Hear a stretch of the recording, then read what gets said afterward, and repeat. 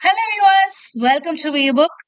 பாலிட்டில இது வரைக்கும் டிஎன்பிஎஸ்சில இருந்து என்னென்ன கொஸ்டின்ஸ் கேட்டுட்டு இருக்காங்களோ அது எல்லாத்தையுமே நம்ம வந்து டாபிக் வைஸ் பிஒய்க்யூவா சீரியஸ் வந்து பார்த்துட்டு இருக்கோம். இதுல ஒரு சின்ன கேப் வந்துருச்சு. பட் கவலைப்படாதீங்க, கண்டிப்பா உங்களுக்கு எக்ஸாம்ஸ்க்கு முன்னாடி இந்த பாலிட்டி பிஒய்க்யூ சீரியஸ் கம்ப்ளீட் ஆயிடும். அதாவது குரூப் 4க்கு முன்னாடியே கம்ப்ளீட் ஆயிடும். அண்ட் இன்னும் கொஞ்ச நாள் தான் இருக்கு. ஸோ இந்த ஃபேஸ்ல வந்து எதையும் புதுசா படிக்காதீங்க. நீங்க ஆல்ரெடி படிச்சதை ரிவைஸ் பண்ணி பாருங்க. அண்ட் ஒன் மோர் திங், எல்லாருமே பார்க்க வேண்டியது, அது நீங்க பிகினரா இருந்தாலும் சரி, இல்ல நான் ஃபுல்லா படிச்சுட்டேன் ரிவிஷன் தான் பண்ணிட்டு இருக்கேன் அப்படின்னாலும் சரி, உங்களுக்கு தெரியுமா பகுதியை மறக்காம பாத்துருங்க. உங்களுக்கு தெரியுமா அண்ட் பாக்ஸ், இந்த ரெண்டையுமே வந்து கண்டிப்பா நீங்க பாத்துடணும். ஏன் பார்க்கணும் அப்படிங்கிறதுக்கான ரீசனுமே இந்த பிஒய்க்யூ சீரியஸ் பார்த்துட்டு இருக்கவங்களுக்கு தெரியும். ஏன் அப்படின்னா உங்களுக்கு ஒரு 50 to 60% ஆஃப் கொஸ்டின்ஸ் எதுல இருந்து தான் வரும்னா இந்த பாக்ஸ் இல்லைன்னா உங்களுக்கு தெரியுமா பகுதியில இருந்து தான் இது வரைக்கும் கேட்டிருக்காங்க. அதை நீங்க இந்த வீடியோல கூட பாருங்க, செக் பண்ணி பாருங்க எவ்வளவு கொஸ்டின்ஸ்ல வந்து உங்களுக்கு தெரியுமா வச்சு நம்ம பாக்குறோம் அப்படின்றது. ஓகேங்களா? சோ அதனால இதையும் பாத்துடுங்க. அண்ட் இதுக்கான வீடியோஸ்மே நம்ம வந்து அப்லோட் பண்ணிக்கிட்டு இருக்கோம். இப்போ வந்து பாலிட்டி அப்லோட் பண்ணிருக்கோம். அடுத்து வந்து உங்களுக்கு யூனிட் 8 இருக்கும் அண்ட் ஐஎன்எம் இருக்கும், யூனிட் 9 இருக்கும், ஜியாகிரபி இருக்கும். சோ இது எல்லாமே வந்து உங்களுக்கு எக்ஸாம்க்கு முன்னாடி நான் வந்து உங்களுக்கு தெரியுமா பகுதியும் பாக்ஸும் வந்து கம்ப்ளீட் பண்ணி கொடுத்துறேன். மத்த டாபிக் எல்லாமே முடிச்ச வரைக்கும் நீங்க ரிவைஸ் பண்ணிக்கோங்க. ஓகேங்களா? சோ இன்னைக்கு என்ன டாபிக் இந்த பாலிட்டி பிஒய்க்யூ சீரியஸ்ல பார்க்க போறோம் அப்படின்னு பாத்தீங்கன்னா, நம்ம விட்ட டாபிக்கான உள்ளாட்சி அமைப்பு, பஞ்சாயத்து ராஜ், இத பத்தி தான் வந்து பார்க்க போறீங்க. சோ இதுல நம்மளோட ஃபர்ஸ்ட் கொஸ்டின் என்னன்னு பாருங்க. கீழ்கண்டவர்களுள் இந்தியாவில் உள்ளாட்சி அரசாங்க அமைப்பை கொண்டு வந்தவர் யார் அப்படின்னு கேட்டிருக்காங்க. யார் அப்படின்னு பாத்தீங்கன்னா ரிப்பன் பிரபு அவர்கள் தான் வந்து உள்ளாட்சி அமைப்பை முதல்ல இந்தியால கொண்டு வந்திருப்பாரு. சோ முதல்லன்னு சொல்றது வந்து தவறான ஒரு விஷயம். இந்தியாவில கொண்டு வந்தவர் அப்படின்னு பாத்தீங்கன்னா இங்க கொடுத்திருக்கவங்கள ரிப்பன் பிரபு. ஏன் அப்படின்னு பாத்தீங்கன்னா, உங்களுக்கு அரசர்கள் காலத்திலேயே இந்த உள்ளாட்சி அமைப்புகள்லாம் இருந்திருக்கு. அதுக்கான சான்றுகள்லாம் நம்மளுக்கு கிடைச்சிருக்கு. உத்தரமேரூர் கல்வெட்டுகள்ல குடைவோலை முறைகள் பத்தி எல்லாம் சொல்லிருப்பாங்க. சோ இந்த நம்மளுக்கு, அதாவது இந்த பிரிட்டிஷ் வந்து அதுக்கப்புறம் இருந்தது அந்த பீரியட்குள்ள யாரு வந்து இந்தியால உள்ளாட்சி அரசாங்க அமைப்பை ப்ராப்பரா கொண்டு வந்தாங்க அப்படின்னு பாத்தீங்கன்னா ரிப்பன் பிரபு அவர்கள் தான். இவர் ஒரு 1882 வருடம் உள்ளாட்சி அமைப்புகளை வந்து அறிமுகம் செய்யறாரு இந்தியர்களுக்கு.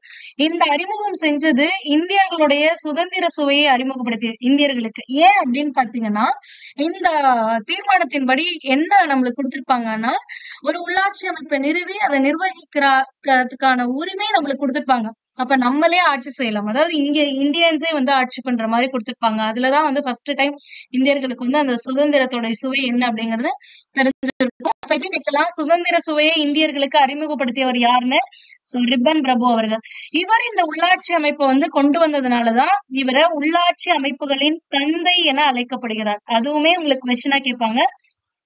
இந்த 3 பாயிண்ட்டுமே இதுல ரொம்ப முக்கியமானது. அண்ட் இந்த இயர் மறக்காம பாத்துருங்க. ஓகேங்களா?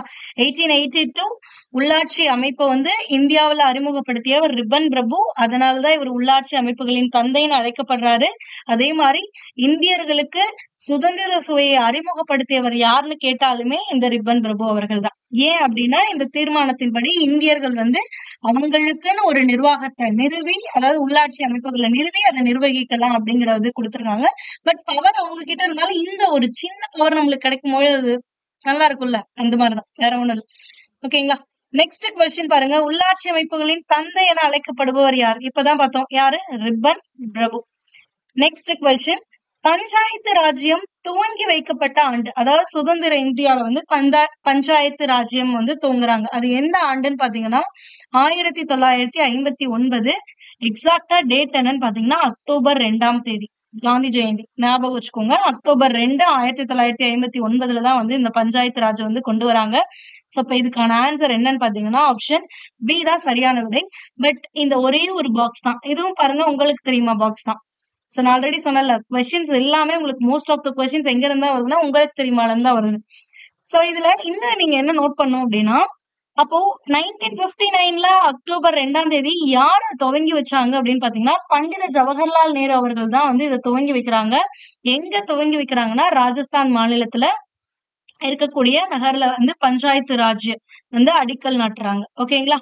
சோ இது வந்து ஒரு புரட்சிகரமான படியா இருக்கும். இது ஏன் வந்து புரட்சிகரமான படி அப்படின்னு சொல்றாங்கன்னா, கிராமங்களுடைய வளர்ச்சி மற்றும் மக்களுடைய கைகள்ல அதிகாரத்தை அளிக்கணும் அப்படிங்கிற ஒரு நோக்கத்துக்காக, மக்களோட கைகள்ல அதிகாரத்தை குடுக்கணும் அப்படிங்கிற நோக்கத்துக்காக தான் கொண்டு வராங்க. ஃபர்ஸ்ட் ஆஃப் ஆல் இந்த உள்ளாட்சி அமைப்பு இல்ல அப்படின்னா எப்படி இருக்கும் அப்படின்றது உங்களுக்கு தெரியணும். எதுக்காக இது நீடட் அப்படிங்கிறது தெரியணும். இப்போ உங்க வீட்ல தண்ணி வரல அப்படின்னா, உங்களால டைரக்ட்டா முதலமைச்சர் கிட்ட போய் ஒரு மனு குடுத்து நேர்ல பார்த்து குடுத்துட்டு வர முடியுமா? அப்படி பார்த்தோம் அப்படின்னா, கிட்டத்தட்ட தமிழ்நாட்டுல எத்தன பேர் இருக்கோம்? ஒரு 8,00,00,000 பேர் இருக்கோம். இந்த 8,00,00,000 பேரும் முதலமைச்சரையே நம்பிட்டு இருந்தா, முதலமைச்சரால எல்லாருடைய குறையும் கேட்கறதுக்கு கூட நேரம் இருக்கா? அப்படிங்கும் பொழுது, அப்ப மக்களுக்குள்ள இருக்கக்கூடிய நம்மளையே ஒரு அமைப்ப உருவாக்கி, உள்ளாட்சிகள் அமைப்ப உருவாக்கி, ஒரு பஞ்சாயத்து தலைவர வந்து வோட் பண்ணி, ஒரு எலக்ஷன் வச்சு அவர செலக்ட் பண்ணி, அவரு அந்த பஞ்சாயத்துன்னா, அந்த கிராமத்துல இருக்க எல்லா பிரச்சனைகளையும் அவரு பார்த்துக்குவாரு. சோ இந்த மாரி ஒவ்வொரு சின்ன சின்ன பகுதிய ஆட்சி செய்றது தான் வந்து உள்ளாட்சி அமைப்புன்னு சொல்லுவாங்க. இதெல்லாம் இருக்கிறதுனால தான் இன்னைக்கு உங்களுக்கு வந்து ஓரளவுக்கு நான் வந்து ப்ராப்பரா உங்களுக்கு வாட்டர் வந்துருச்சு, சாலை வசதி வந்துருச்சு அப்படின்னு சொல்ல மாட்டேன். ஒரு சில இடங்கள்ல உங்களுக்கு ப்ராப்பரா வந்திருக்கு. பட் ஒரு சிலருக்கு கிடைச்சிருக்கிறது இல்ல. சோ அதனால ஓரளவுக்கு உங்களுக்கு கிடைச்சிருக்கு. ஓகேங்களா? சோ இதுல நீங்க இம்பார்ட்டன்ட்டா என்ன பார்க்கணும் அப்படின்னா, யார் வந்து இத துவங்கி வைத்தார்கள்? எந்த டேட்டு? எந்த ஊரு? அவ்வளவுதான். அக்டோபர் 2, 1959 ஜவஹர்லால் நேரு, ராஜஸ்தான் மாநிலம். ஓகேங்களா? சோ ஏன் இத நீங்க பார்க்கணும் அப்படின்னா, இந்த ஒரே பாக்ஸ் தான். அடுத்தடுத்த கொஸ்டின பாருங்க. பஞ்சாயத்து ராஜ்யம் யாரால் துவங்கி வைக்கப்பட்டது? இப்பதான் பார்த்தோம். யாரால துவங்கி வைக்கப்பட்டது? பண்டித ஜவஹர்லால் நேரு அவர்களால் துவங்கி வைக்கப்பட்டது. அடுத்தது, பஞ்சாயத்து முறையை முதலில் நடைமுறைப்படுத்திய மாநிலம் எதுன்னு கேக்குறாங்க. எந்த மாநிலத்துல தான் துவங்குனது? ராஜஸ்தான். சோ அப்ப இதுக்கான ஆன்சர் என்னன்னா ராஜஸ்தான். ஒரே பாக்ஸ் தானே? 3 கொஸ்டின். அப்ப இந்த உங்களுக்கு தெரியுமா பகுதி எவ்வளவு இம்பார்ட்டன்ட் அப்படிங்கறத தெரிஞ்சுக்கோங்க. சோ கண்டிப்பா உங்களுக்கு தெரியுமா சீரியஸா மறக்காம பாத்துடுங்க. ஓகேங்களா? சோ ரொம்பவே யூஸ்ஃபுல்லா இருக்கும். நீங்க ரிவிஷன் பண்றதுனால யூஸ்ஃபுல்லா இருக்கும். இல்ல புதுசா லாஸ்ட் மினிட்ல ப்ரிப்பேர் பண்றீங்க. எனக்கு எதுவுமே தெரியாதனாலும் it will be very useful to you. ஓகேவா? சோ நெக்ஸ்ட் பாத்தீங்க அப்படின்னா, இந்த உள்ளாட்சி அமைப்புகள் ரிலேட்டடா அமைக்கப்பட்ட குழுக்கள் குடுத்திருக்காங்க. அந்த குழு எந்த ஆண்டு வந்து அமைக்கப்பட்டது அப்படிங்கறத குடுத்திருக்காங்க. உங்களுக்கு முக்கியமா இந்த உள்ளாட்சி அமைப்புகள்ல இருக்கிறது 4 பேரு, 4 குழு தான். ஒண்ணு பல்வந்த் ராய் மேத்தா குழு. இந்த பல்வந்த் ராய் மேத்தா குழு அப்படிங்கிறது 1957ல வந்து அமைக்கப்பட்டது. அப்போ பல்வந்த் ராய் மேத்தா குழு ஏங்கிறது வந்து 4 1057. அடுத்தது அசோக் மேத்தா குழு. அதுக்கடுத்து ஒரு 20 வருஷம் கழிச்சு. அப்ப 1977ல அமைக்கிறாங்க. சோ அசோக் மேத்தா குழு 1977னா 1. அடுத்தது எல்.எம். சிங்வி குழு. எல்.எம். சிங்வி குழு பாத்தீங்கன்னா 1986ல தான் அமைக்கிறாங்க. அப்போ இதுக்கு 3 வரும். அடுத்தது ஜி.வி.கே. ராய் கமிட்டி. ஜி.வி.கே. ராய் கமிட்டி அப்படிங்கிறது 1985. சோ அப்ப இதுக்கு வந்து உங்களுக்கு 2 வரும். அப்ப எந்த ஆப்ஷன் சரின்னா 4132 அப்படிங்கிற ஆர்டர் எங்க இருக்கு? 4132. சோ ஆப்ஷன் ஏ தான் வந்து சரியான விடை. ஓகேங்களா? So next question. இந்தியாவில் முதலாக எங்கு மாநகராட்சி கொண்டு வரப்பட்டது? சோ எங்கு முதலா மாநகராட்சி கொண்டு வந்தாங்க அப்படின்னா சென்னையில தான். இது ரொம்பவே இம்பார்ட்டன்ட். ஏன் அப்படின்னா முதல்ல கொண்டு வரப்பட்ட மாநகராட்சி இதுதான். எந்த இயர்னு பாத்தீங்கன்னா 1688ல இந்த சென்னை மாநகராட்சி கொண்டு வந்தாங்க. ஓகேங்களா? சோ இப்ப வரைக்கும் இந்தியாவுடைய மிக பழமையான உள்ளாட்சி அமைப்பு அப்படின்னா எதைதான் சொல்லுவாங்கன்னா இந்த சென்னை மாநகராட்சியை தான் வந்து சொல்லுவாங்க. சோ இதுல நீங்க நோட் பண்ண வேண்டியது இந்த இயர் 1688. ஓகேங்களா? 1688 உருவாக்கப்பட்டதுதான் இந்த சென்னை மாநகராட்சி. உங்களுக்கு கொஸ்டின் இப்படி கூட கேட்கலாம். இந்தியாவின் மிக பழமையான உள்ளாட்சி அமைப்பு எது அப்படின்னு கேட்கலாம். சென்னை மாநகராட்சி. ஓகேங்களா? சோ இதுலயுமே லாஸ்ட் கொஸ்டின்லயுமே நம்ம என்னதான் பார்த்தோம்? உங்களுக்கு தெரியுமா பாக்ஸ் தான். அதுக்கு முன்னாடியுமே அந்த மேத்தா குழு அதுவுமே வந்து உங்களுக்கு ஹைலைட்டட் பண்ண பாக்ஸஸ் தான் வந்து பார்த்தோம். அதுக்கு அடுத்தது இப்ப மாநகராட்சின்னு பார்த்தாச்சு. அப்ப சாதாரணமா ஒரு மாநகராட்சியில எவ்வளவு மக்கள் தொகை இருக்கணும் அப்படின்னு கேட்டிருக்காங்க. எவ்வளவு மக்கள் தொகை இருக்கணும்னா 10 லட்சத்துக்கும் மேல இருக்கணும். சோ இதுவுமே வந்து உங்களுக்கு புக்ல கொடுத்திருக்காங்க. ஓகேங்களா? அண்ட் இதுல இன்னொரு விஷயம் என்னன்னா இந்த பாயிண்ட் எல்லாம் எங்க உங்களுக்கு எக்ஸாக்டா இருக்குன்னா 6th ஸ்டாண்டர்ட்ல இருக்கு. 6th ஸ்டாண்டர்ட் டேர்ம் 2ல லெசன் 2ல வந்து உங்களுக்கு கொடுத்திருக்கான். ஒரு ஸ்டோரி மாதிரி ஒரு பொண்ணுக்கும் அப்பாவுக்கும் நடக்கிற ஒரு கான்வர்சேஷன் மாதிரி கொடுத்துருப்பாங்க. அதுலதான் இந்த பாயிண்ட்லாம் இருக்கு. நீங்க நைன்த் ஸ்டாண்டர்ட்ல நீங்க எங்க பார்க்கணும் அப்படின்னா லெசன் 5 பார்க்கணும். அண்ட் 11th ஸ்டாண்டர்ட்ல லெசன் 12 பார்க்கணும் பாலிட்டில. பட் இங்க எல்லாம் கூட இந்த ஒரு சில பாயிண்ட்ஸ் எல்லாம் கொடுக்கல. அது எல்லாமே இந்த 6th ஸ்டாண்டர்ட்ல கொடுக்குறாங்க. சோ நான் ஸ்டார்ட் பண்ணும்போதே சொன்னேன், ஹிஸ்டரியிலே உங்களுக்கு சொல்லியிருப்பேன். எப்பவுமே ஒரு லெசன் நீங்க படிச்சீங்கன்னா 6th இருந்து, அதாவது லோயர் கிரேட்ல இருந்து தான் நீங்க படிக்கவே ஆரம்பிக்கணும். ஏன்னா அப்பதான் உங்களுக்கு அதை பத்திய சரியான புரிதலே இருக்கும். நீங்க டைரக்டா போய் 11th புக்ல இந்த உள்ளாட்சி அமைப்புகள் புதுசா படிக்கிறவங்களுக்கு நான் சொல்றேன், உள்ளாட்சி அமைப்புகள் போய் படிச்சு பாருங்களேன், ஒண்ணுமே புரியாது. ஆனா 6th ஸ்டாண்டர்ட படிச்சுட்டு அதுக்கப்புறம் 9th படிச்சுட்டு அதுக்கப்புறம் 11th போங்களேன், உங்களுக்கு அந்த கண்டென்ட் அப்படியே கன்சாலிடேட்டடா ப்ராப்பரா புரியும். அந்த அளவுக்கு கிளியரா வந்து இருக்கும். அப்ப எப்படி நீங்க படிக்கணும்னா லோயர்ல இருந்து அப்பர் படிக்கணும். ஏன் இதை கொண்டு வராங்க? ஏன் ஒரு பையனுக்கு 6th ஸ்டாண்டர்ட்லயும் உள்ளாட்சி அமைப்பு கொடுத்திருக்கான், 9th ஸ்டாண்டர்ட்லயும் கொடுத்திருக்கான், 12th ஸ்டாண்டர்ட்லயும் கொடுத்திருக்கான்? எஜுகேஷன் சிஸ்டம் ஏன் இப்படி வச்சிருக்காங்கன்னா அந்தந்த ஸ்டேஜ்ல உங்களோட அண்டர்ஸ்டாண்டிங் லெவல் எப்படி இருக்குமோ அதை பேஸ் பண்ணி தான் கொடுத்துருப்பாங்க. ஓகேங்களா? சோ இந்த வயசுல எவ்வளவு தெரிஞ்சுக்கணும், அண்ட் அதுக்கு அடுத்து போகும்போது அதை விட கொஞ்சம் எக்ஸ்ட்ரா, அதை விட கொஞ்சம் எக்ஸ்ட்ரா, அப்படிதான் போகணும். ஓகேங்களா? சோ அதனால மறக்காம 6th ஸ்டாண்டர்ட பாத்துடுங்க.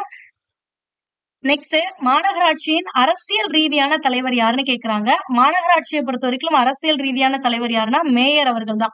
ஏன்னா மேயர் தான் எலெக்ஷன்ல நின்னு ஜெயிச்சு அதுக்கப்புறம் தான் மேயர் ஆக முடியும். மேயர் எலெக்ஷன்ல நின்னு ஜெயிக்கிறவங்க தான் எலெக்ஷன். அப்ப அரசியல் ரீதியான தலைவர் யாருன்னு பாத்தீங்கன்னா மேயர். ஒரு சிலர் இந்த ஆணையர்னு போடுறதுக்கான பாசிபிலிட்டிஸ் இருக்கு. ஆணையர் யார் அப்படின்னு பாத்தீங்கன்னா நிர்வாக அலுவலர். ஓகேங்களா? சோ இவர் வந்து ஒரு ஐஏஎஸ் ஆபீசரா இருப்பாரு. சோ இவர் வந்து நிர்வாக அலுவலர் தான். ஓகேங்களா? சோ நிர்வாகத்தை பாத்துக்கிறது அவரு. நெக்ஸ்ட் கொஸ்டின் பாருங்க, இந்திய அளவில் கீழ்கண்டவற்றில் மாநகராட்சியின் முதல் குடிமகன் என்பவர் யார்? இந்த கொஸ்டினை நீங்க எக்ஸ்பெக்ட் பண்ணிருக்கவே முடியாது. ஏன்னா குடியரசுத் தலைவருக்கு வந்து இந்தியாவின் முதல் குடிமகன் யாருன்னு கேட்பாங்க, அதாவது குடியரசுத் தலைவர். ஆனா இவங்க ஸ்பெசிபிக்கா என்ன கேட்டிருக்காங்கன்னா இந்திய அளவில் கீழ்கண்டவற்றில் மாநகராட்சியோட முதல் குடிமகன் யாருன்னா மாநகராட்சியோட தலைவர் யாரு? மேயர் அவர்கள் தான். அப்ப மேயர் அப்படிங்கறத இங்க தமிழ்ல கொடுத்திருக்காங்க மாநகராட்சி மன்ற தலைவர். ஓகேங்களா? சோ மாநகராட்சி மன்ற தலைவர், இங்கிலீஷ்ல மேயர்னு இருக்கும். நெக்ஸ்ட், யார் மாநகராட்சி ஆணையரை பணியில் அமர்த்துவது? சோ அப்ப மாநகராட்சிக்கு மேயர் வந்து எலெக்ஷன் வச்சு செலக்ட் பண்ணிடுறாங்க. அப்ப ஆணையர்னு ஒருத்தர் இருப்பாரு, அவர் தான் வந்து நிர்வாக அலுவலர். சோ அந்த நிர்வாக அலுவலர் யாரு நியமிப்பாங்க? குடியரசுத் தலைவரா, இல்ல மத்திய அரசாங்கம் நியமிக்குமா, இல்ல பிரதம மந்திரி நியமிப்பாரா, இல்ல மாநில அரசாங்கம் நியமிக்குமான்னு பாத்தீங்கன்னா மாநில அரசாங்கம் தான் நியமிக்கும். சோ இத பத்தி உங்களுக்கு 11th கொடுத்திருப்பாங்க. இங்க பாருங்க, ஆணையர் மாநகராட்சியின் தலைமை நிர்வாகி ஆவார். மாநகராட்சியின் ஆணையர் இந்திய நிர்வாக பணியினை சார்ந்தவர், அதாவது ஒரு ஐஏஎஸ் ஆபீசர். மாநகராட்சி ஆணையரை நியமிக்கும் அதிகாரம் மாநில அரசிடம் இருப்பது மிகவும் சர்ச்சைக்குரிய ஒன்றாக உள்ளது அப்படின்னு கொடுத்திருப்பாங்க. சோ அப்ப இதுல இருந்து யாருதான் வந்து இவங்களை பணியில் அமர்த்துறாங்க அப்படின்னா மாநில அரசாங்கம் தான் அமர்த்துது. இதுல ஏன் இப்படி சொல்லியிருக்காங்க அப்படிங்கிற ஒரு விஷயத்த நீங்க யோசிக்கணும். ஏன் வந்து இத சர்ச்சைக்குரிய ஒன்றா இருக்கு அப்படின்னு சொல்லியிருக்காங்கன்னா, இந்த எலெக்ஷன் மேயர் எலெக்ஷன் எல்லாம் நடக்கும்னு சொன்னோம்ல, இந்த எலெக்ஷன்ல எல்லா கட்சியுமே அவங்க அந்த கட்சியை சேர்ந்தவங்கள மேயரா வந்து மேயர் எலெக்ஷன்ல நிக்க வைப்பாங்க. சோ ஒருவேளை நம்மளோட சட்டமன்றத்துல ஒரு கட்சி நிக்குதுன்னு வச்சுக்கோங்களேன், அந்த ஆளும் கட்சி ஒரு கட்சி, ஆனா மேயர் எலெக்ஷன்ல ஆப்போசிஷன் பார்ட்டி வந்து வின் பண்ணிடுறாங்கன்னா அதாவது அந்த மாநகராட்சியோட தலைவர் யாருன்னா அந்த ஆப்போசிட் கட்சியில இருந்து யார் மேயர் எலெக்ஷனுக்கு நின்னாங்களோ அவங்கதான்.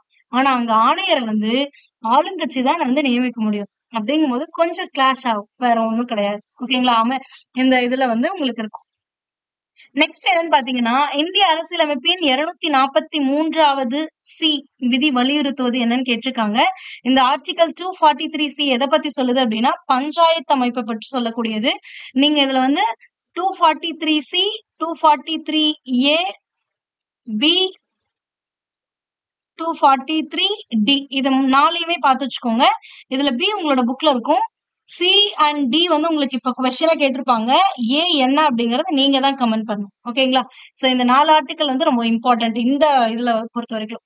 நெக்ஸ்ட், எத்தனை பஞ்சாயத்து அமைப்புகளின் பணிகள் 73வது அரசியலமைப்பு சட்ட திருத்தத்தில் குறிப்பிடப்பட்டுள்ளது? சோ பஞ்சாயத்து அமைப்போட பணிகள்னு எத்தனை பணிகளை வந்து இந்த 73rd அமெண்ட்மெண்ட்ல சொல்லிருக்காங்கன்னா 29 ஒர்க்ல வந்து சொல்லிருப்பாங்க. 29 பணிகள் 11வது அட்டவணையில கொடுத்திருப்பாங்க. ஆனா இது நீங்க 11th புக்ல கவுண்ட் பண்ணி பாத்தீங்க அப்படின்னா உங்களுக்கு 27 தான் இருக்கும். அதனால 27 பணிகள்னு நினைச்சிடாதீங்க. அது தவறான ஒன்று. ஓகேங்களா? சோ 27 கிடையாது. 29 புக்ல வந்து 2 இத ஸ்கிப் பண்ணிருக்காங்க. அது ஒண்ணு வந்து சந்தை பத்தி, இன்னொன்னு வந்து அடல்ட் எஜுகேஷன் பத்தி. சோ இந்த 2 இத வந்து மிஸ் பண்ணிருப்பாங்க. 2 பணிகள் பத்தி மிஸ் பண்ணிருக்காங்க. அதனால நீங்க அதுல கவுண்ட் பண்ணி 27 பாத்துறாதீங்க. கன்ஃபியூஸ் ஆயிருந்தா கூட இப்ப கிளாரிஃபை பண்ணிக்கோங்க. ஓகேங்களா?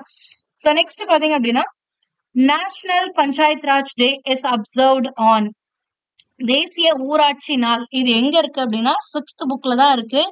இந்த கொஸ்டின் உங்களுக்கு லாஸ்ட் குரூப் 4 2022ல நடந்த ஒரு கொஸ்டின் தான் இந்த கொஸ்டின். அதே மாதிரி இந்த கொஸ்டின் எங்க இருக்கு அப்படின்னா புக் பேக்லயும் இருக்கு. ஓகேங்களா? அதே மாதிரி இந்த கொஸ்டினுக்கான ஆன்சர் எங்க இருக்குன்னா உங்களுக்கு தெரியுமா பகுதியிலயும் இருக்கு.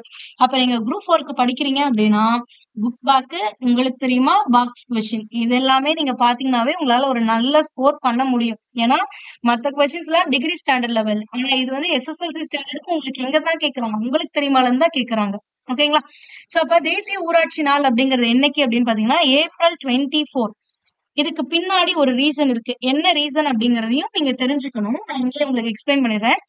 நம்ம வந்து 2 அமெண்ட்மெண்ட் தான் வந்து இந்த உள்ளாட்சி அமைப்புகள்ல பார்ப்போம். ஒண்ணு வந்து அமெண்ட்மெண்ட் வந்து 73, இன்னொரு அமெண்ட்மெண்ட் என்னன்னு பாத்தீங்கன்னா 74. இந்த 2 அமெண்ட்மெண்ட்மே எந்த இயர் கொண்டு வந்திருப்பாங்கன்னா 1992ல தான் கொண்டு வந்திருப்பாங்க. ஆனா நம்ம ஸ்டார்ட் பண்ணும் போதே பார்த்தோம் 1959 அக்டோபர் 2ஆம் தேதியே ஜவஹர்லால் நேரு அவர்கள் வந்து என்னன்னா பஞ்சாயத்து ராஜ்யம், பஞ்சாயத்து அமைப்பை வந்து கொண்டு வந்துட்டாங்க அப்படின்னு வந்து பார்த்தோம்.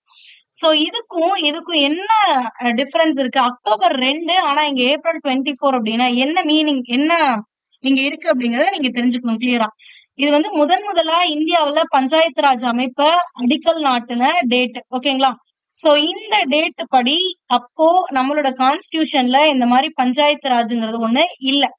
உங்களுக்கு கான்ஸ்டிடியூஷனலைஸ்ட் பண்ணல அப்போ. சோ எப்பதான் உங்களுக்கு இந்த கான்ஸ்டிடியூஷனல் ஸ்டேட்டஸ் வருது, நம்மளோட அரசியல் அமைப்புல பஞ்சாயத்து அமைப்பு அப்படிங்கிற ஒண்ணு இருக்கு அப்படின்னு எப்போ கான்ஸ்டிடியூஷன்ல ஆட் பண்றாங்க அப்படின்னா ஏப்ரல் 24, 1993ல தான் வந்து ஆட் பண்றாங்க. அதாவது 1992 அமெண்ட்மெண்ட் 73 படிதான் ஏப்ரல் 24 அதுக்கு அடுத்த வருஷம் 1993ல இந்த ஊராட்சி இது வந்து கொண்டே வந்திருப்பாங்க. தேசிய ஊராட்சி இதை வந்து உங்களுக்கு கான்ஸ்டிடியூஷன்லயே கொண்டு வந்திருப்பாங்க. அந்த டேட்டை தான் வந்து ஊராட்சி தினமா வந்து அனுசரிக்கிறாங்க. ஓகேங்களா? சோ இப்ப மீனிங் புரிஞ்சுச்சா ஏன் வந்து இது? சோ அப்ப அக்டோபர் 1959ல வந்து இது கான்ஸ்டிடியூஷனல் படி இல்ல, அதாவது அரசியலமைப்பு சட்டத்துல இல்ல. ஆனா 1993 ஏப்ரல் 24ல தேசிய ஊராட்சி, அதாவது ஊராட்சியை பத்தி கான்ஸ்டிடியூஷன்ல ஆட் பண்ண நாள். அவ்வளவுதான், ஒண்ணும் கிடையாது. சோ இது கிளியரா நோட் பண்ணிக்கோங்க.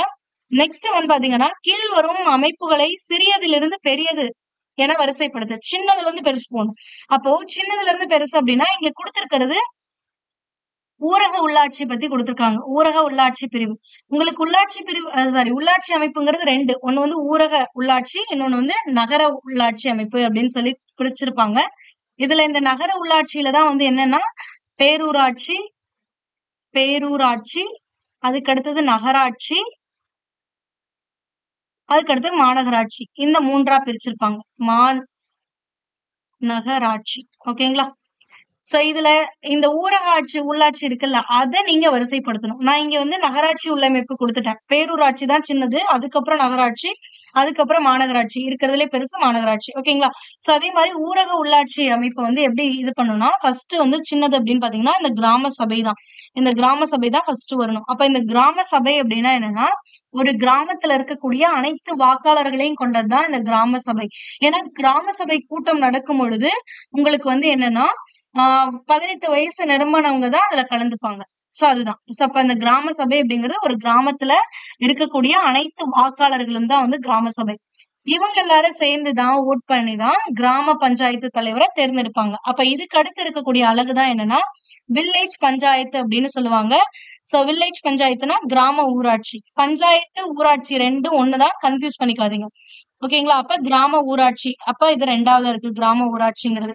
இதுக்கு அடுத்து இருக்கக்கூடியது ஒரு கிராம ஊராட்சி பார்த்தோமா, இதே மாதிரி பல கிராமங்கள் இருக்கும்ல, பல கிராம ஊராட்சிகள் எல்லாத்தையும் சேர்த்துனதுதான் ஊராட்சி ஒன்றியம் அப்படிங்கிறது. சோ இதுக்கு அடுத்து அழகு என்னன்னு பாத்தீங்கன்னா இந்த ஊராட்சி ஒன்றியம் தான். இங்க 4 இங்க தப்பா கொடுத்துருக்காங்க. சோ அப்ப 4 வரணும். சோ இந்த ஊராட்சி ஒன்றியம்க்கு மேல இருக்கக்கூடிய மிகப்பெரிய அழகு என்னன்னா இந்த மாவட்ட ஊராட்சி மன்றம். ஓகேங்களா, மாவட்ட ஊராட்சி மன்றம் 1.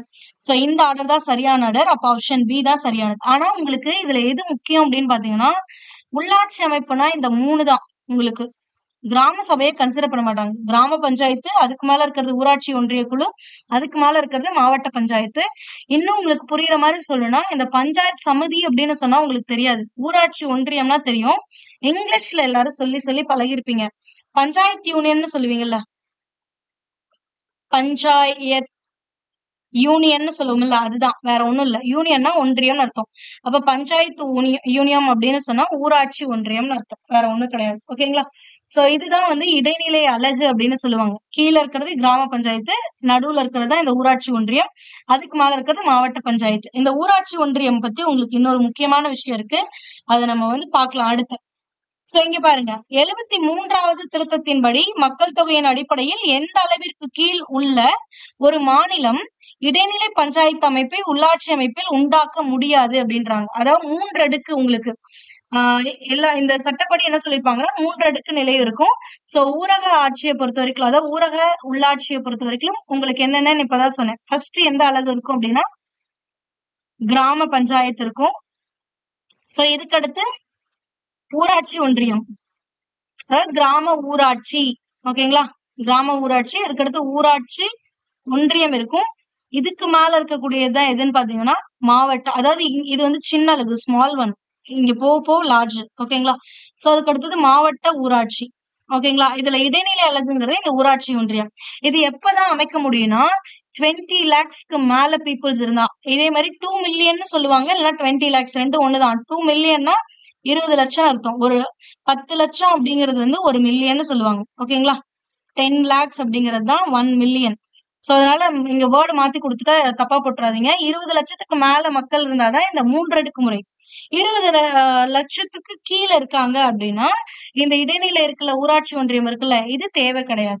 சோ அதுதான், வேற ஒண்ணும் கிடையாது. ஓகேங்களா, சோ அப்ப 73வது சட்ட திருத்தத்தின்படி மக்கள் தொகையின் அடிப்படையில் எந்த அளவிற்கு கீழுள்ள ஒரு மாநிலம் இடைநிலை பஞ்சாயத்து அமைப்பை உள்ளாட்சி அமைப்பில் உண்டாக்க முடியாதுன்னா 20 lakhsக்கு கீழே இருந்துச்சு அப்படின்னா அந்த மாநிலத்துல என்ன இருக்காதுன்னா இந்த பஞ்சாயத்து சமுதினாலும் சரி, யூனியன் பஞ்சாயத்துன்னு சொன்னாலும் சரி, இல்ல ஊராட்சி ஒன்றியம்னு சொன்னாலும் சரி, மூன்றுமே ஒன்றுதான். ஓகேங்களா, பஞ்சாயத்து சமுதி, ஊராட்சி ஒன்றியம், இல்ல அப்படின்னா இன்னொன்னு யூனியன் பஞ்சாயத்து. இங்கிலீஷ்ல சொல்லணும்னா யூனியன் பஞ்சாயத்து. ஓகேங்களா, சோ இது எங்க அப்படின்னா 20 lakhsக்கு குறைவா இருந்தா அங்க வந்து இந்த 3 அடுக்கு இருக்காது. ஓகேங்களா, நெக்ஸ்ட் தமிழ்நாட்டில் உள்ள ஊராட்சிகளின் எண்ணிக்கை என்னன்னு கேட்டிருக்காங்க. தற்போது தமிழ்நாட்டுல எத்தனை ஊராட்சிகள் இருக்கு அப்படின்னு பாத்தீங்கன்னா கிராம பஞ்சாயத்துகள் 12,620 இருக்கு. ஆனா இந்த கொஸ்டின் கேட்டது 2019. அப்ப எவ்வளவு இருந்திருக்கு, அதாவது இந்த கொஸ்டின் கேட்ட பர்டிகுலர் டைம்ல எவ்வளவு இருந்திருக்குன்னா 12,619 இருந்திருக்கு. இப்ப 12,620. இப்போ வந்து உங்களுக்கு கொஸ்டின்ல கேட்டா இதை ஞாபகம் வச்சுக்கோங்க. தமிழ்நாட்டில் 12,620 கிராம பஞ்சாயத்துக்கள், 385 ஊராட்சி ஒன்றியம், 30 மாவட்ட பஞ்சாயத்துகள் இருக்கு. ஓகேங்களா, இதையும் அப்டேட்டடான்னு பாத்துக்கோங்க. அப்டேட்டட் வெர்ஷன் நீங்க போடணும், ஏன்னா இது அப்டேட் ஆயிட்டே இருக்கும். இந்த விஷயம் அப்படியே இருக்காது. எனக்கு தெரிஞ்சு மாவட்ட பஞ்சாயத்து மாறி இருக்கும். 30 கம்மியா இருக்கு, 36 என்னமோ இருக்கும், பாத்துக்கோங்க. அடுத்தது பாத்தீங்கன்னா உள்ளாட்சித்துறை அரசாங்கத்தில் தேர்தல் கட்டாயம். சோ உள்ளாட்சி அமைப்புல இருக்கக்கூடிய ஒவ்வொருத்தரையும் தேர்தல் மூலம்தான் நீங்க வந்து நியமனம் செய்யணும் அப்படின்னு சொல்லக்கூடிய சட்ட திருத்தம் எதுன்னு பாத்தீங்கன்னா இந்த 73வது சட்ட திருத்தம். இந்த உள்ளாட்சி பத்தி கேட்டாலே 73, 74 தான், வேற எந்த அமெண்ட்மெண்ட்டுமே கிடையாது. இந்த 2 சட்ட திருத்தம் தான். இதுல எக்ஸாக்டா இந்த பஞ்சாயத்து பத்தி சொல்றாங்க, இல்ல தேர்தல் பத்தினா இந்த 73. ஓகேங்களா, சோ இதுலதான் உங்களுக்கு கொடுத்திருப்பாங்க. இது புக்ல இருக்கக்கூடிய கட்டிங். தேர்தல், நேரடி தேர்தல் மூலம் அனைத்து அளவிலும் இடங்கள் நிரப்பப்படுகின்றன அப்படின்னு சொல்லக்கூடியது இந்த 73rd அமெண்ட்மெண்ட்ல. நெக்ஸ்ட் இந்த அப்ப தேர்தல் நடக்கும்னு சொன்னோம். அப்ப உள்ளாட்சி அமைப்புகளுக்கு தேர்தல் நடத்தக்கூடிய அமைப்பு எதுனா மாநில தேர்தல் ஆணையம் தான் நடத்தும். ஓகேங்களா, நெக்ஸ்ட் மாவட்ட பஞ்சாயத்து உறுப்பினர் ஆவதற்கான வயது தகுதி எவ்வளவு அப்படின்னு கேட்டிருக்காங்க. 21 இருந்தா இந்த பஞ்சாயத்து மாவட்ட பஞ்சாயத்து. ஓகேங்களா? அதாவது உச்சநிலை, அதாவது ஊரக உள்ளாட்சி அமைப்புல உயர்நிலையில இருக்கக்கூடியது இந்த மாவட்ட பஞ்சாயத்து. சோ இதோட உறுப்பினர் ஆகணும் அப்படின்னா உங்களுடைய குறைந்தபட்ச வயது எவ்வளவுன்னா 21 வயது இருக்கணும். ஓகேங்களா? சோ இதை நோட் பண்ணிக்கோங்க. இதெல்லாம் நீங்க பார்க்கலாம். ஒரு சிலர்லாம் நீங்க காலேஜ் முடிச்ச உடனே இந்த ஏஜ்ல இருக்கவங்களே வந்து மாவட்ட பஞ்சாயத்து உறுப்பினரா ஆயிருப்பாங்க, பஞ்சாயத்து தலைவரா இருப்பாங்க. சோ இதெல்லாமே நீங்க பார்த்திருக்கலாம். அப்பெல்லாம் நம்ம எல்லாம் ஒண்ணுமே பண்ணல, அவங்க எல்லாம் வந்து பஞ்சாயத்து தலைவர் ஆகுறாங்க, உறுப்பினர் ஆகுறாங்க அப்படின்லாம் நம்மளுக்கு தோணிருக்கும். சோ அப்ப நம்ம முடிச்சு வெளில வந்த உடனே அந்த மாதிரி இருக்காங்க. அப்ப நம்ம காலேஜ் முடிக்கும் போது ஒரு 2021 தான் இருக்கும். அப்போ இதுல இருந்து இதை வச்சு ஞாபகம் வச்சுக்கோங்க. இது மட்டும் மாறும். மாவட்ட பஞ்சாயத்து உறுப்பினர் ஆவதற்கான தகுதி 21. ஆனா மாநில சட்டமன்றத்துக்கான உங்களோட புக்ல எப்படி கொடுத்திருப்பான் அப்படின்னா, மாநில சட்டமன்ற உறுப்பினர் ஆவதற்கான தகுதி என்னவோ அது எல்லாமே உங்களுக்கு அப்படின்னு சொல்லியிருப்பாங்க. ஆனா ஏஜ் வந்து டிஃபர் ஆகும்.